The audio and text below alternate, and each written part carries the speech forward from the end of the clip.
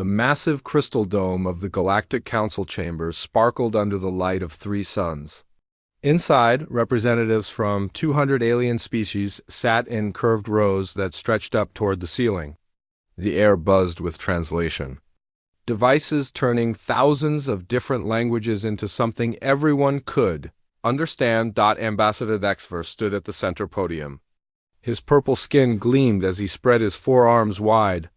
The crowd of aliens fell silent when he began to speak. "Fellow council members," Thexfer said, his voice carrying easily through the huge chamber. "Today we discuss a new species that has appeared in the outer sectors. They call themselves humans." A wave of curious murmurs swept through the assembled delegates. Many had never heard of these creatures before. "These humans come from a small blue planet they call Earth," Thexfer continued. "They have only recently learned to travel between stars. Our scouts report that they have built perhaps 12 colonies in their local area. Very small settlements with basic technology." One of the insect-like representatives clicked his mandibles together. What threat could such a young species pose to the hegemony? Thexfer's mouth curved into what might have been a smile. "Exactly my point, Council Member Zixtar. These humans pose no threat at all. In fact, they have sent a diplomatic mission to request membership in our council. They speak of peace and exploration. They claim to want friendship with other species." Laughter echoed through the chamber. The sound came from hundreds of different types of throats and voice boxes, creating a strange harmony of amusement. "They want friendship," repeated Ambassador Velmuth from the aquatic section. Her gills fluttered with what looked like laughter. How refreshing. "When was the last time we heard such innocent words?" "Indeed," Thexfer nodded. "Our intelligence? Reports show that these humans have no significant military presence. Their ships appear to be designed for cargo transport and scientific research. They wear no armor and carry only basic energy weapons. Their colonies have no defensive structures that our scanners can detect." At that moment, the great doors of the chamber opened with a deep grinding sound. 2 figures walked through the entrance, and conversations died away as everyone turned to look. The humans were smaller than most species in the chamber. They walked on 2 legs and had smooth skin without scales, fur, or chitin. The taller one wore a simple dark blue uniform with silver markings. The shorter one, clearly female, carried a small device that was probably a translation unit. "Commander." Park Wan kept his face calm as he walked down the long aisle toward the speaking platform. He could feel hundreds of alien eyes watching his every step. Some of the creatures were enormous, towering over him like living buildings. Others were so strange that his human mind struggled to understand what he was looking at. Lieutenant Kim Nari walked beside him, her hand resting casually near the small weapon on her belt.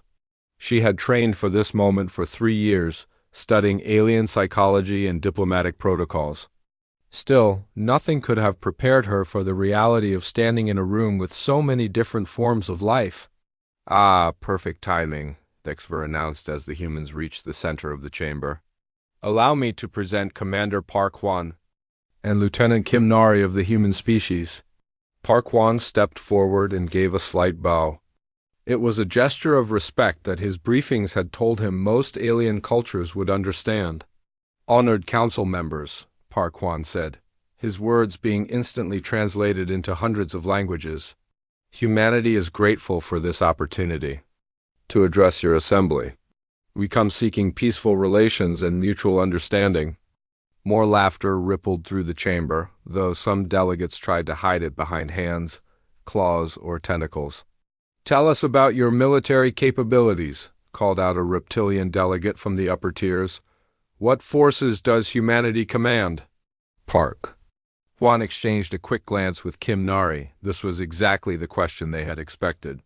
"We maintain a small fleet for system patrol and colony supply runs," Park Wan replied. "Our focus has been on exploration and peaceful expansion. We have no desire for conflict with other species." "How many warships?" pressed another voice. "We classify all our vessels as multipurpose exploration craft," Park Wan said carefully. Perhaps 24 ships capable of interstellar travel. The chamber erupted in what was definitely laughter now. Even the most dignified ambassadors seemed unable to contain their amusement. Dexver raised his arms for silence. You see, council members? 24 ships for a species that claims to have 12 colonies. This is hardly a military force worth. Considering, Kimnari watched the alien faces around her. She had studied their expressions and body language for months. The condescension was obvious in every gesture and posture. These beings truly believed that humanity was helpless. Commander Parquan, Dexver continued, his tone becoming more formal.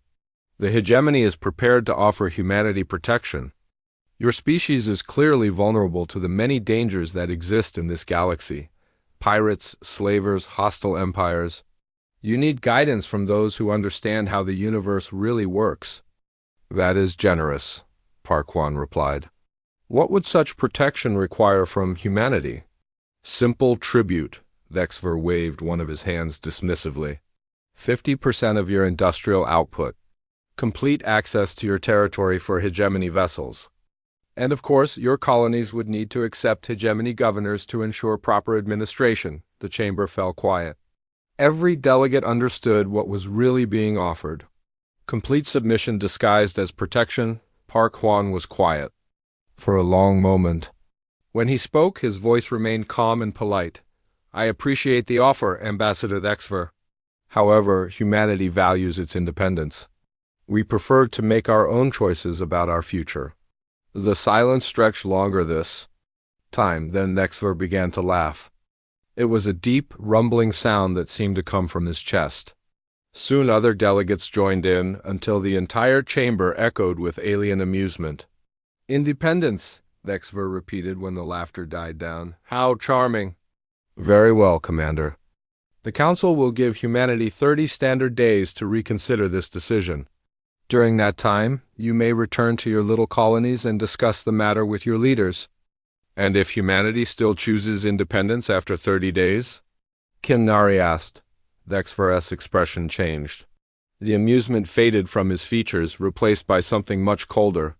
Then the hegemony will be forced to take corrective measures. He said, We cannot allow dangerous precedents to spread through the galaxy. Other young species might get similar ideas about independence. Parquan nodded slowly. I understand. 30 days. As the two humans turned to leave, conversations resumed throughout the chamber. Kimnari could hear fragments of discussion in languages her translator was still processing. Easiest conquest in hegemony history, someone was saying. Those soft creatures won't last a day against real military action, laughed another voice. I almost feel sorry for them, added a third. They seem so naive about how the galaxy works. Parquan and Kimnari walked back down the long aisle toward the exit. Neither spoke until they were outside the chamber and the great doors had closed behind them. Well, that went exactly as expected, Kimnari said quietly. Parquan pulled out a small communication device and entered a brief coded message. Just 4 words, but Kimnari recognized them immediately. The harvest begins. The message would reach Earth in 6 hours. By the time the hegemony's 30-day deadline arrived, the galaxy would discover just how wrong they had been about humanity's capabilities. As their shuttle lifted off from the Crystal City, Parquan looked down at the Galactic Council chambers growing smaller below them. They think we're weak, he said. Kimnari smiled grimly. Let them keep thinking that. It makes everything so much easier. Neither of them spoke about the weapons hidden in their shuttle's cargo bay, or the military codes embedded in their diplomatic credentials, or the fact that their exploration vessel carried enough firepower to level a city. The hegemony would learn the truth soon enough. The message reached Earth exactly 6 hours after Parquan sent it. Deep beneath the city of Seoul, in bunkers that had been carved from solid rock, Admiral Lee Dong received the 4 coded words that changed everything. The harvest begins, Lee. Dong stood in the center of the underground command room. Dozens of screens covered the curved walls, showing star maps, fleet positions, and communication channels that stretched across human space. Officers moved quietly between workstations, their faces serious as they began implementing protocols that had been planned for 20 years. Signal all fleet commanders, Li Dong ordered. Operation Sleeping Dragon is now active. Captain Yu. Jin was 3 light years away when the message reached her ship. She stood on the bridge of the UHS Shadow Walker watching her crew work at their stations. To any outside observer, her vessel looked like a simple cargo hauler. The hull was painted in civilian colors and the external weapons had been carefully hidden. "Ma'am, we're receiving the activation codes," reported her communications officer. "Excellent," Jin replied. "Signal the rest of the reconnaissance. Fleet, it's time to stop hiding." Around her ship, space began to shimmer. One by one, 47 other vessels became visible as their cloaking systems shut down. The small fleet had been watching hegemony positions for months, gathering intelligence and mapping defensive positions. Now their real work could begin. Back on Earth, Dr. Cho Yoon walked quickly through the corridors of the Xenobiology Research Center. Her team had been studying alien physiology for 5 years, using samples collected by the reconnaissance fleets. Every piece of information about hegemony biology had been carefully analyzed and cataloged. "Doctor, the test results are ready," called one of her assistants. Cho Yoon entered the laboratory and looked at the data displays. The information showed detailed breakdowns of alien nervous systems, circulatory patterns, and skeletal structures. Most importantly, it revealed weaknesses that could be exploited. "The hegemony species have never faced sonic weapons," she noted, reading through the reports. "Their hearing organs are extremely sensitive. A properly tuned frequency could cause severe disorientation." "What about their armor and shielding?" asked her assistant. "Designed to stop energy weapons and projectiles," Cho Yoon replied. "But they show unusual vulnerability to electromagnetic pulses. Their technology relies heavily on quantum field generators. Disrupt those fields and their equipment becomes useless." In another part of the facility, Colonel Bei Min reviewed reports from human colonies throughout the sector. To the hegemony scouts, these settlements appeared to be simple farming communities and mining operations.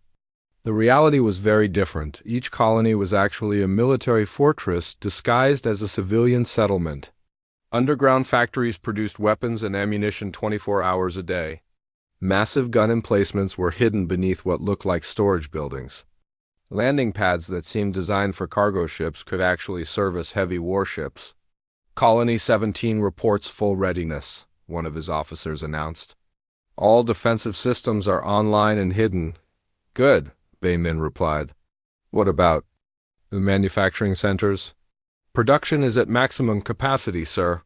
We're producing 3 times more ammunition and spare parts than our official reports indicate." Bei Min smiled grimly. The hegemony believed humans had 12 colonies. In reality, they had built over 300 fortified positions throughout their territory. Each one was equipped with enough firepower to destroy a small fleet on the colony world of New Bezan. What appeared to be a peaceful farming community was actually one of humanity's most important military bases. Farmers worked in fields that grew real crops, but beneath the soil lay massive bunker complexes filled with weapons and equipment.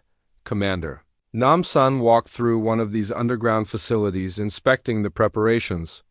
Rows of missiles stood ready for launch, their warheads designed specifically to exploit alien weaknesses that Dr. Cho Yoon had discovered.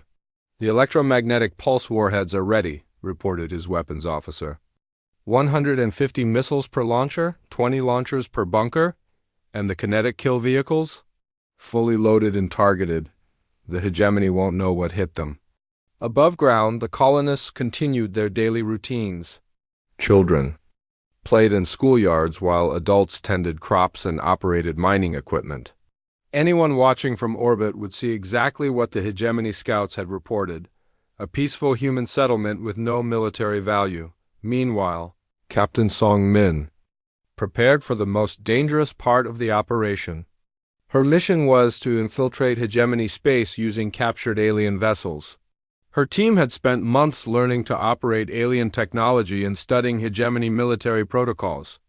The identification codes are ready, her intelligence officer reported. We have complete documentation for a hegemony supply convoy. What about the crew? All trained in alien languages and customs. We can pass casual inspection, but deep scans might reveal us. Song Min nodded. We won't be staying long enough for deep scans. Our job is to map their command centers and communication hubs, strike fast, gather intelligence, and get out. Back in the command bunker, Admiral Li Dong received reports from across human space. Every colony was ready. Every ship was in position. Every weapon system had been tested and loaded. Sir, we're receiving a transmission from Ambassador Park Hwan, announced the communications officer. Li Dong activated the secure channel. Park Hwan's face appeared on the main screen, transmitted from his ship as it traveled back toward human space. Admiral, the hegemony is completely convinced of our weakness, Park Hwan reported. They're planning what they call corrective measures after the 30-day deadline. Intelligence suggests they're preparing a fleet of over 2,000 vessels. 2,000, Li Dong repeated. That's larger than we expected. Yes, but their arrogance works in our favor. They're not taking any special precautions. Standard battle formations, predictable tactics. They expect to face a dozen primitive ships and accept immediate surrender. Li Dong studied the tactical displays around him. Human forces were ready, but facing odds of more than 2-to-1 would be challenging even with their advantages. What's the timeline? He asked. 24 days remaining, Park Hwan replied. The hegemony fleet is already gathering at their forward base in the Centaur sector. They're making no effort to hide their preparations. Perfect, Li Dong said. Captain Yu Jin's reconnaissance ships can monitor their assembly. We'll know exactly what we're facing when they arrive. Dr. Cho Yun entered the command center carrying a datapad filled with new information. Admiral, we've completed analysis of the hegemony fleet composition, she announced. Their ships use standardized designs that haven't changed in centuries.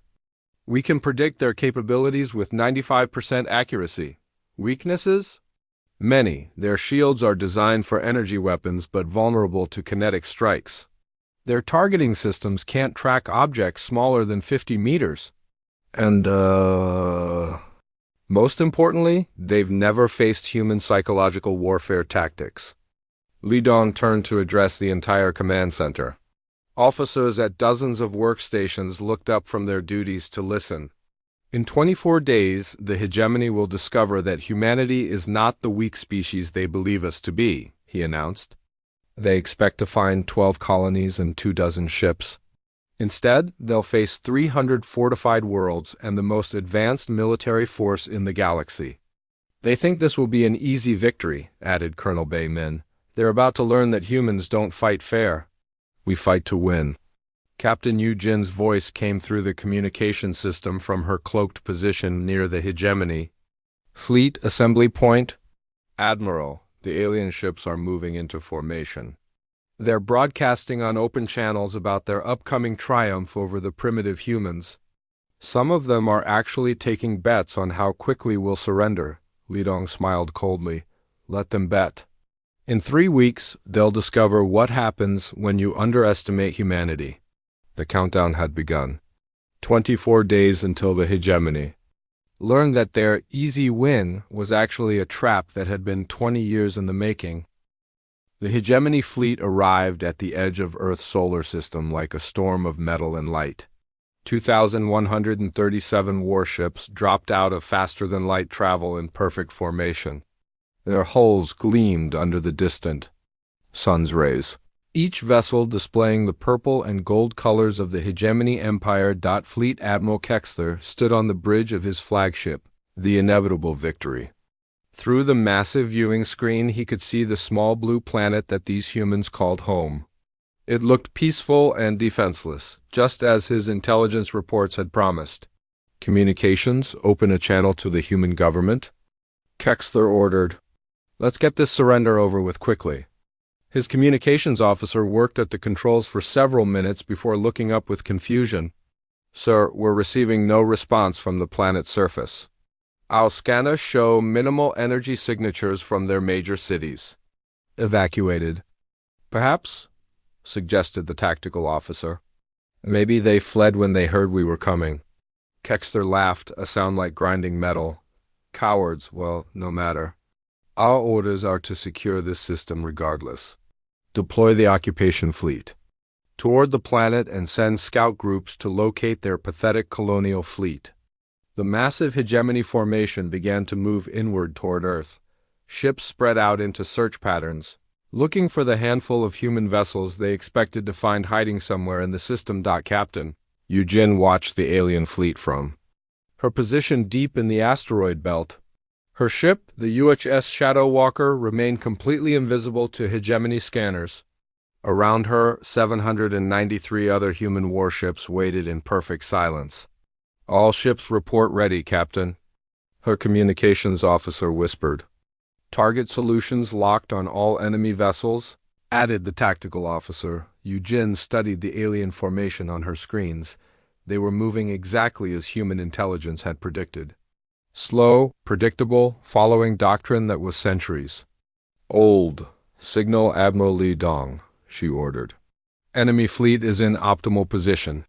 Admiral Li Dong received the message in his command bunker beneath Seoul. Around him, officers monitored screens showing the positions of every ship in the solar system. The hegemony fleet had walked directly into the trap humanity had spent 20 years preparing. All stations, this is Admiral Li Dong, he announced over the fleet communication system. Operation Sleeping Dragon is now entering Phase 2. All ships are cleared to engage. Commander Nam Sun stood on the bridge of the Yo Indomitable Admiral Li Dong's flagship. The massive vessel had been hidden behind Earth's moon, completely undetected by the approaching aliens. Now it powered up its engines and weapon systems for the first time in months. Sir, all weapon systems are online, reported the tactical officer. Kinetic kill vehicles are loaded and ready. Target their flagship, Nam Sun ordered. Let's give them something to remember. The first human weapons to fire were not energy beams or missiles, but simple pieces of metal. Tungsten rods, each one weighing several tons, accelerated to incredible speeds by magnetic launchers. The hegemony had never encountered purely kinetic weapons before. Admiral Kexler was reviewing deployment orders when his ship suddenly shook violently. Alarms began blaring throughout the bridge as damage reports flooded in. What happened? He demanded. Unknown weapon impact, sir, the damage control officer reported. Something punched straight through our main armor plating. Our shields had no effect at all. Impossible.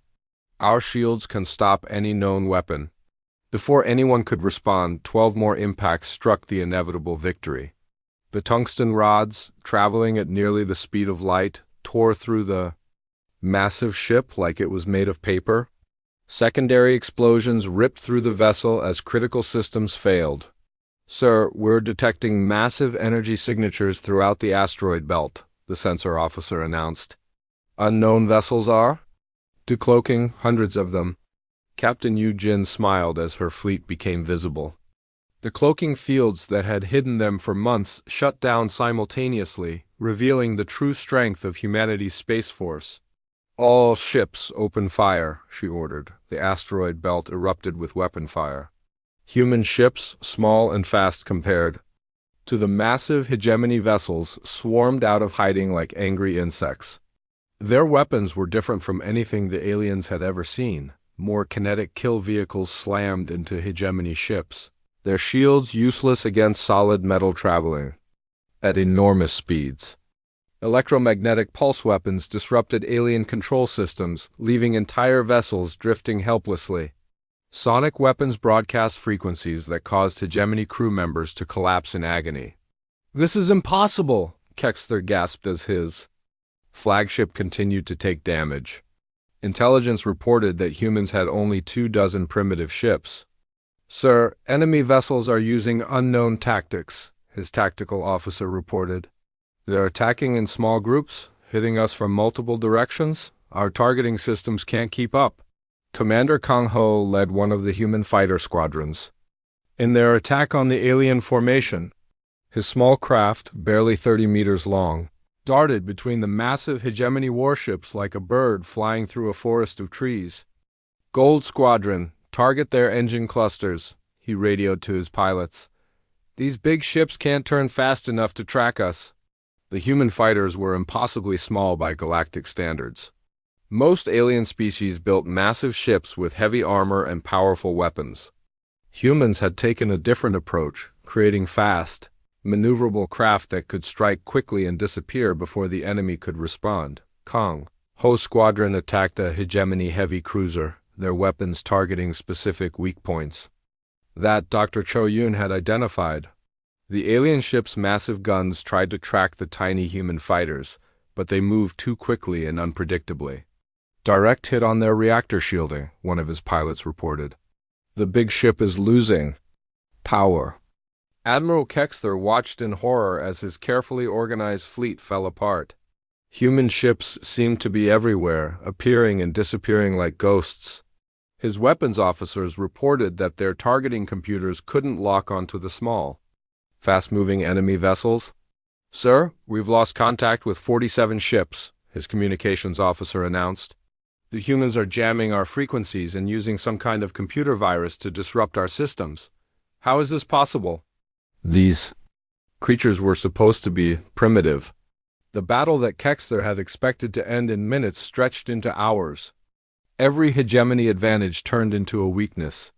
Their massive ships were too slow to track human fighters. Their standardized weapons couldn't penetrate human armor, which used alien technology that humanity had secretly developed, their communication systems were being systematically destroyed by human electronic warfare. Captain Yu Jin coordinated the attack from her flagship. Her tactical display showed the hegemony fleet in complete disarray, with alien ships scattered across the solar system and many already destroyed or disabled. "Captain, the enemy flagship is trying to retreat," her tactical officer reported. "Not today," Eugene replied. "Target their engines with everything we have." The inevitable victory Admiral Kexler's pride and joy limped through space on failing engines. Half of its weapons were destroyed, its shields were down, and hull breaches were bleeding atmosphere into space.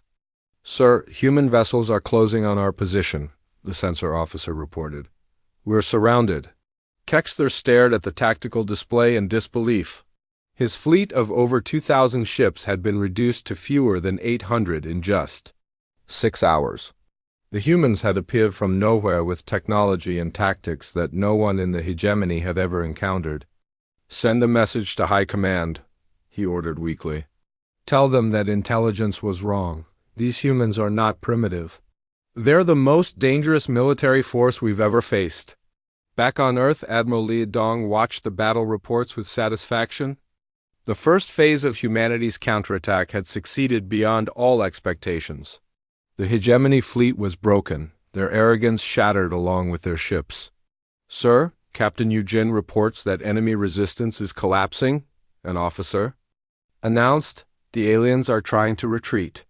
"Let some of them escape," Li Dong ordered. "We want them to carry word back to their leaders. The galaxy needs to know that humanity is not the easy target they believed us to be." The Battle of Earth was over, but the war was just beginning. The hegemony would send more fleets, but they would never again underestimate the species they had planned to conquer in a single day. As the surviving alien ships fled toward the edge of the solar system, human crews began the work of securing their victory. They had sent a message that would echo throughout the galaxy: humanity would not go quietly into slavery. Fleet Admiral Kexler sat in his damaged command chair, staring at the reports flooding his screens. Of his original fleet of 2,000 ships, only 600 remained functional. The rest were either destroyed or drifting in space as lifeless metal hulks. "Send an emergency transmission to Hegemony High Command," he ordered his communications officer. "Priority Alpha classification." "Sir, human forces are jamming most of our frequencies," the officer replied nervously. "Then use the quantum relay system? Command needs to know what we're really facing here." The message that reached Hegemony Space 3 hours later shocked the alien leadership. The humans were not the primitive species their intelligence had described. They fought with weapons and tactics that no galactic civilization had ever encountered. "Request immediate reinforcements," Kexter's message continued. "These creatures use kinetic weapons that ignore our shields. Their ships are too small and fast for our targeting systems. They coordinate attacks with machine-like precision. This is not the easy conquest we were promised." On Earth, Dr. Cho-Yun worked frantically in her laboratory as battle data streamed in from the fighting. Every alien weapon fired, every shield frequency used, every tactical decision made was being analyzed by her computers. "Doctor, we're getting interesting readings from the hegemony shield systems," one of her assistants announced. Cho-Yun studied the data carefully. The alien energy shields were incredibly advanced, but they had a weakness that her team had only theorized about before.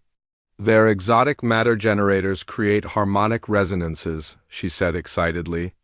"If we can match the frequency exactly, we can turn their own shields against them." Within hours, human weapons factories were producing new missiles. These screamer weapons would broadcast specific electromagnetic frequencies designed to destabilize hegemony shield generators. What had been the aliens' greatest defensive advantage would become their greatest vulnerability. Colonel Bei Min received reports from human colonies throughout the sector. The hegemony relief fleets were arriving at what they believed were defenseless settlements, only to discover massive defensive installations rising from seemingly empty worlds. "Colony New Sol reports complete success," one of his officers announced. "Enemy fleet destroyed with minimal human casualties. What about New Daegu?" "The aliens never even got close to the planet. Our orbital defense platforms eliminated their entire squadron before they could land a single soldier." Bei Min smiled grimly. The hegemony intelligence had identified 12 human colonies. In reality, there were over 300 fortified worlds, each one equipped with enough firepower to destroy a fleet. Captain Song Min commanded the deep strike force that had infiltrated hegemony space using captured alien vessels. Her small fleet wore false identification codes and moved through alien territory without being detected. "Target acquired," her navigation officer reported. "Hegemony Command Station Zeta-7, exactly where intelligence said it would be." Song Min studied the massive space station through her ship's sensors. It was the primary communication hub for this sector, coordinating the movements of hundreds of alien fleets. "All ships, prepare for attack," she ordered. "Remember, we're not here to hold territory. Hit hard, gather intelligence, and get out." The human ships attacked the station with weapons the aliens had never seen before. Boarding pods launched from the human vessels, carrying soldiers equipped with sonic weapons that incapacitated alien defenders instantly. "We're in their computer core," reported Sergeant Kim Jun over the radio. "Downloading their complete tactical database now." Within 20 minutes, Song Min's forces had what they came for: the complete layout of hegemony military positions, fleet movements, and command structures. Information that would allow human forces to strike at the heart of the alien empire. Lieutenant Kim Nari, now promoted to intelligence commander, worked at a secure facility on the moon. Her team had been analyzing captured hegemony communication equipment for weeks, trying to break their quantum encryption systems. "Commander, we've done it," announced one of her technicians. "We're inside their entire communication network." Kim Nari looked at the screens showing thousands of alien messages being intercepted and decoded in real time. Every order, every battle plan, every strategic decision was now visible to human intelligence. "Patch this directly to Admiral Li Dong's command center," she ordered, "and send copies to all fleet commanders.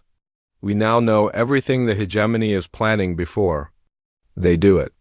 The war's turning point came when human forces began predicting alien movements with impossible accuracy. Hegemony fleets would arrive at target systems only to find human ships already waiting for them.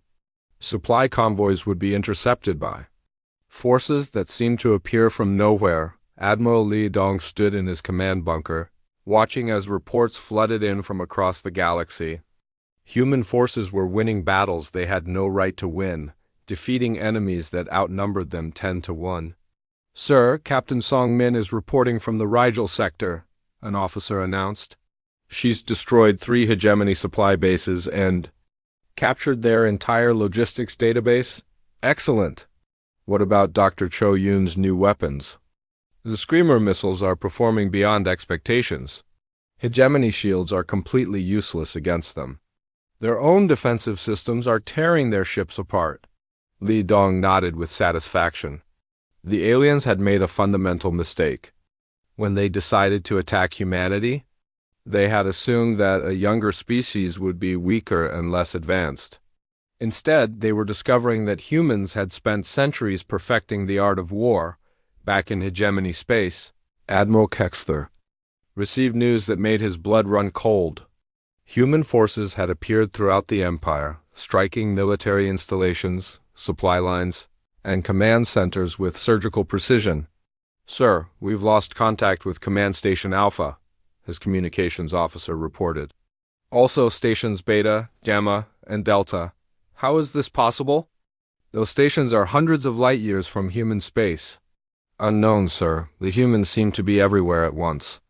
What Kexler didn't know was that Captain Song Min's infiltration teams had been operating behind hegemony lines for months.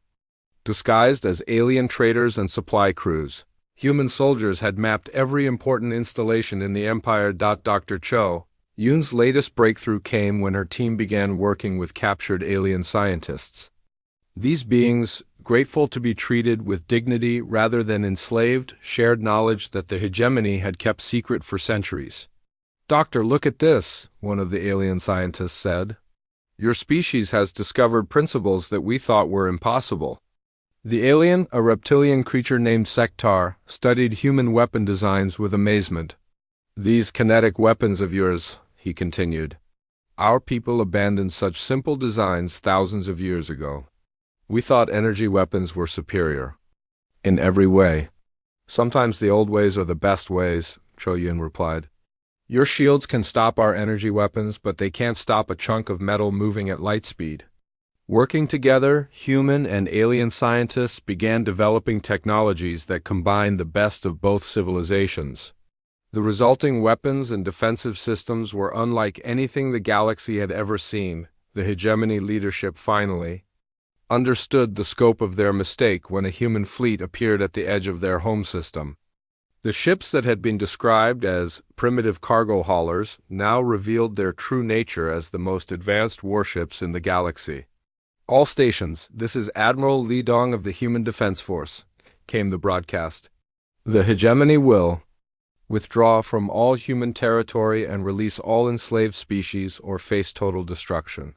The aliens who had laughed at humanity's weakness now trembled at the sound of human voices. The species they had planned to conquer in a single day had become the most feared military force in known space. The war was far from over, but the balance of power had shifted completely. The hunters had become the hunted, and the galaxy would never be the same. The Galactic Council chambers had never seen such chaos. Representatives from 200 species shouted, clicked, and growled at each other as reports flooded in from across hegemony space. The humans, though supposedly primitive creatures, had somehow become the most powerful military force in the galaxy. Ambassador HFY stood at his podium, his purple skin now pale with fear. The confident smile he had worn just months earlier was gone, replaced by the hollow stare of someone who had witnessed the impossible. "Council members," he began, his voice shaking slightly, "we have received disturbing reports from our military commanders.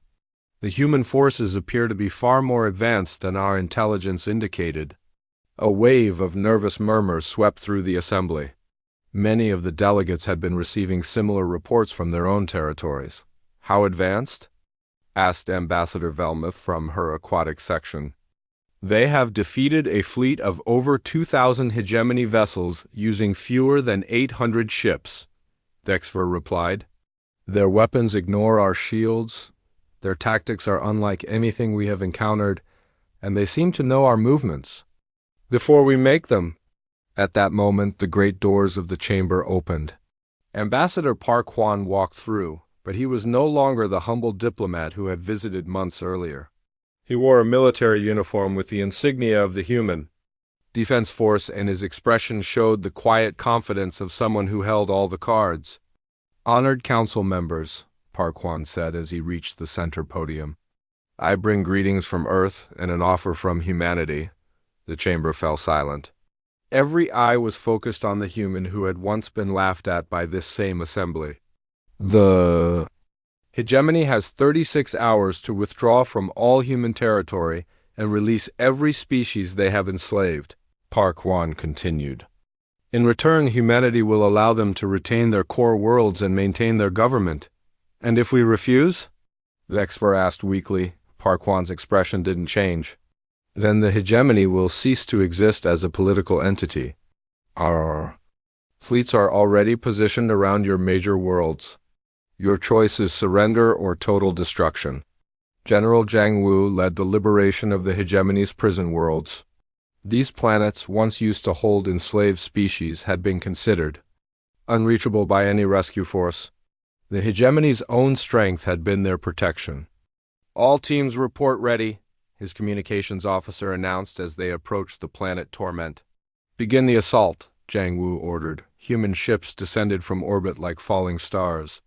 The prison world's defenders, expecting to face traditional energy weapons, found themselves under attack by kinetic bombardment that their shields couldn't stop. Within hours, the prison camps were broken open and thousands of alien prisoners were free for the first time in decades. Many of these beings had never seen species other than their hegemony guards. The sight of humans fighting to free them was something they would never forget. "General, we're receiving surrender transmissions from the remaining guard posts," reported Captain Li Hana. "Excellent. Begin prisoner processing and medical treatment, and send messages to all the liberated species. Tell them that humanity offers them a choice: return to their homeworlds or join our alliance." The response was overwhelming. Species that had been enslaved for generations chose to fight alongside their human liberators. The hegemony suddenly faced not just human forces, but a coalition of dozens of alien civilizations united by their hatred of their former oppressors. Admiral Li Dong coordinated the systematic destruction of hegemony military infrastructure from his flagship. The alien empire's standardized technology and predictable tactics made them easy targets for human forces that adapted and evolved with every battle. "Sir, Hegemony Fleet Group 7 has been eliminated," reported Commander Nam Sun. "Their base at Rigel Prime is requesting surrender terms." "Accept their surrender and garrison the system," Li Dong replied. "What's the status of Fleet Group 12? "Destroyed 6 hours ago. The aliens tried to use their traditional line formation against our fighter squadrons. It didn't go well for them." Li Dong studied the tactical displays showing the positions of human and allied forces throughout the galaxy. Red markers indicating hegemony resistance were disappearing one by one, replaced by blue markers showing human-controlled territory. Dr. Cho Yoon worked with liberated alien scientists in her expanded research facility on the moon. The grateful beings shared knowledge that the hegemony had suppressed for centuries, leading to technological breakthroughs that advanced human science by decades. "Doctor, the Kekstani scientists have shared their gravitational manipulation research," one of her assistants announced. "Excellent. Combine that with our kinetic weapon technology and we'll have projectiles that can punch through anything." The alien scientist Sektar, now officially part of Cho Yun's research team, looked up from his workstation. "Your species truly is remarkable," he said. "In less than a year, you have achieved technological advances that took our people centuries to develop." "That's because we had good teachers," Cho Yun replied with a smile. "And because we're not afraid to try new approaches. The technologies emerging from the joint research programs were revolutionary. Human engineering combined with alien exotic matter science produced weapons and defensive systems that surpassed anything the galaxy had ever seen." Captain Song Min reported from deep within former hegemony territory. Her infiltration mission had evolved into a full-scale intelligence operation, coordinating with resistance groups throughout the alien empire. "Admiral, we've made contact with rebel forces in the core worlds," she transmitted to Li Dong. Multiple species are rising, up against their hegemony oppressors. They're asking for human military support. Grant it, Li Dong replied immediately. Send them weapons, supplies, and tactical advisors. The more chaos we can create in hegemony space, the faster this war will end. The rebellion spread like wildfire. Species that had been crushed under hegemony rule for centuries suddenly found themselves with human weapons and human tactical support. Planets that had been quiet for generations erupted in revolution. Ambassador Park Hwan stood before the Galactic Council once again, but this time the atmosphere was completely different. The delegates who had once laughed at humanity now listened, with desperate attention to every word he spoke. The hegemony has 12 hours remaining to accept our terms, he announced. So far they have shown no indication of compliance. Ambassador Park Hwan, called out a delegate from the insect-like species. What assurances can you give that humanity will not become the new oppressor if the hegemony falls? Park Hwan turned to face the speaker. Humanity fights for freedom, not conquest. Every species liberated by our forces has been given the choice to govern themselves or join our alliance as equals. We have no interest in building an empire. But surely you must. Want something in return for your efforts? Pressed another delegate. Peace, Park Hwan replied simply. A galaxy where species can develop and explore without fear of conquest or enslavement. A place where strength is used to protect the weak, not exploit them. The council chamber was quiet as the implications of his words sank in. The humans weren't offering to replace the hegemony as galactic overlords. They were proposing something that had never existed before, a galaxy governed by cooperation rather than fear. Can Yujin led the final assault on the hegemony's forward command base. The massive installation had been considered impregnable, protected by layers of shields and defended by hundreds of warships. All squadrons report ready, she announced over the fleet communication system. Remember, we're not here to destroy everything. We want prisoners and intelligence data. The attack began with electromagnetic pulse weapons that disabled the base's shield generators. Then came the kinetic strikes that punched through the station's armor like it was made of paper. Within an hour, human Marines were boarding the facility and securing critical areas.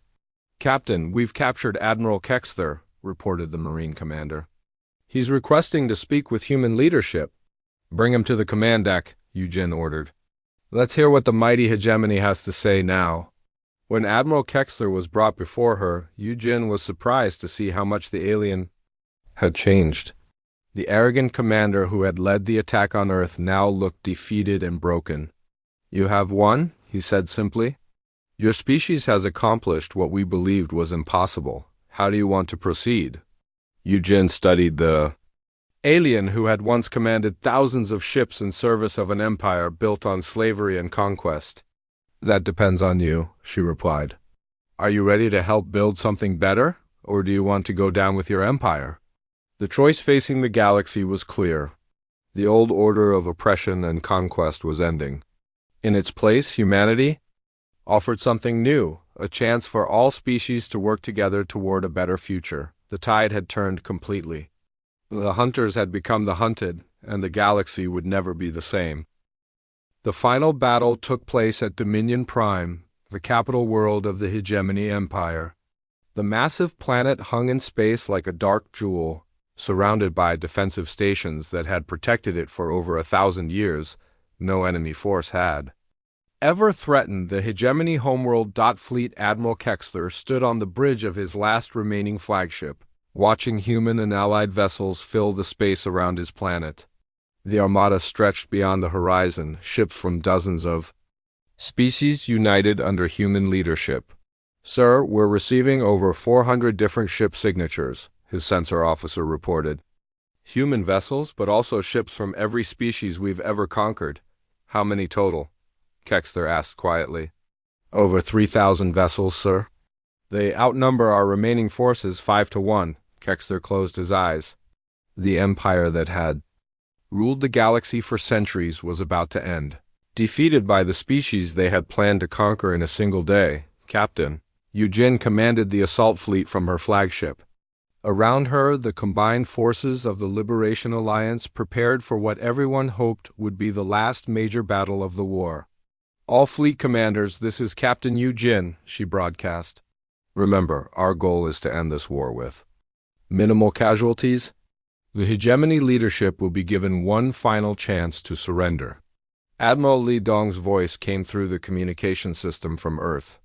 "Captain, you are authorized to accept their surrender if offered. But if they choose to fight, finish this quickly." The ultimatum was broadcast on all frequencies. The hegemony had 1 hour to surrender unconditionally, or face the complete destruction of their remaining military forces. Colonel Bei Min prepared his ground forces for the invasion of Dominion Prime. His soldiers came from dozens of different species, all united by their shared hatred of hegemony oppression. "Remember, we're here to liberate, not to conquer," he told his troops. "Any hegemony personnel who surrender will be treated according to the laws of war. Any who resist will be eliminated." The alien soldiers under his command, many of them former hegemony slaves, nodded grimly. They had suffered under alien rule for generations and were eager to see justice done. Dr. Cho Yun monitored the battle from her research station on the Moon. The weapons she had developed were about to be tested against the hegemony's most advanced defenses.